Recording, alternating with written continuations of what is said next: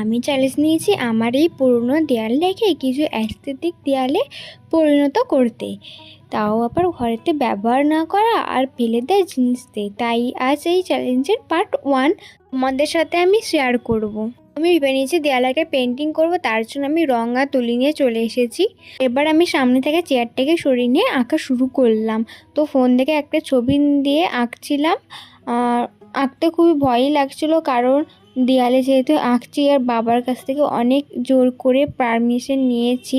এখন যদি ভুল হয় বাবা আমাকে খুবই চেঁচাবে। অন্য যখন কিছু এঁকেছিলাম আমার এতটা ভয় লাগেনি, কিন্তু এইটা করার বেলা আমার অনেক ভয় লাগছিল, জানি না কেন, প্রচুর হাত কাঁপছিল, অনেক ভয়ে ভয়ে করেছি। এই দেয়ালটা এত সুন্দর করে কেন আমি সাজাচ্ছি জানো? কারণ আমি ভেবেছি আমি ভিডিও করব এই দেয়ালটারই সামনে, যাতে আমার ভিডিও ব্যাকগ্রাউন্ড খুব সুন্দর হয়। তাই আরও ভালো করে এটা আমি সাজানোর চেষ্টা করলাম। এটা আমার কমপ্লিট হয়ে গেছে। এটা আমি কীভাবে রং করলাম তোমাদের নেক্সট পার্টে শেয়ার করব।